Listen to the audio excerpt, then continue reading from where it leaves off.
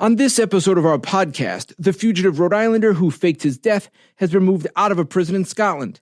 But Nicholas Alahverdian, who's at the center of a sensational international story, is not yet on his way back to the U.S. From WJAR in Providence, Rhode Island, this is NBC 10 True Crime International Mystery. He's wanted on rape charges in Utah. The Scottish government in late September finally signed off on its extradition. But British media is reporting Nicholas Alahverdian is now in England for questioning in a rape case there. And the move to England is not a total surprise. British press reported last year a woman came forward claiming Alahverdian raped her in 2017, saying they met on an online dating site. He suddenly moved to the UK and moved in with her, psychologically wearing her down after just a few days, the woman said. Essex, England police would not initially confirm who they now have in custody, only saying in a statement, officers investigating a non-recent allegation of rape in Chelmsford, which was made to us in April 2022, have arrested a 36-year-old man. Police say the man is in custody for questioning. I talked to reporter Sharon Frew, who has been covering Alahverdian for STV News in Scotland since Alahverdian was arrested in a hospital there in late 2021, wanted as an international fugitive on the rape charges in Utah, but has claimed he's someone else ever since.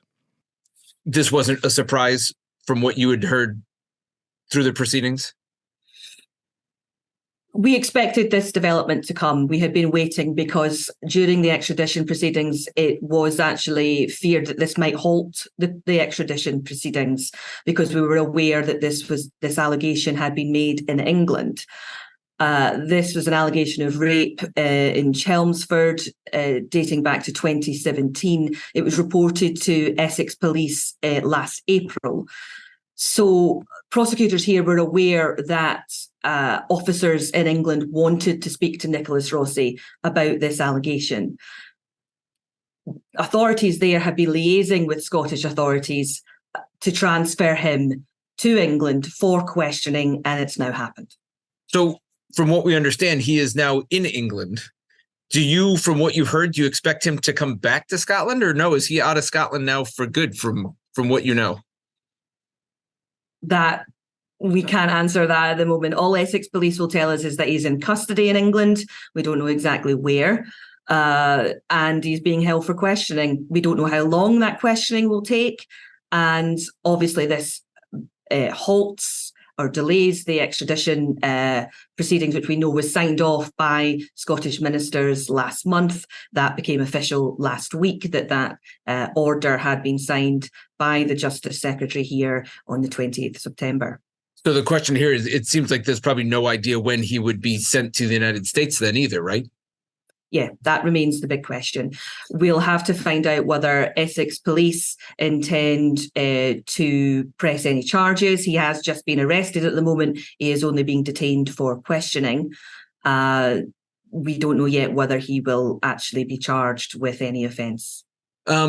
Just tell us about the perspective there in Scotland. This has been dragging on now for nearly 2 years. Are people kind of tired of his story, or is it still somewhat sensational and of interest? I think it's of interest when there is a significant development. I think now it's been a very, very long running case. And people have become very accustomed to hearing the name Nicholas Rossi and seeing him attending court appearances. This is another stage of that. I would say there is perhaps some people are growing a little tired of this case now and want to see a conclusion to it. And while we were aware of this step, I think many thought the official confirmation that the approval had been given by the Scottish ministers that perhaps a line was being drawn under this. But it appears it will be some time yet before these proceedings are brought to conclusion. I also spoke with a woman in England who made the rape allegation against Alahverdian and went public last year. But she told me police have now advised her not to speak to the press as to not interfere with the case. We'll keep you updated as this saga continues to drag on.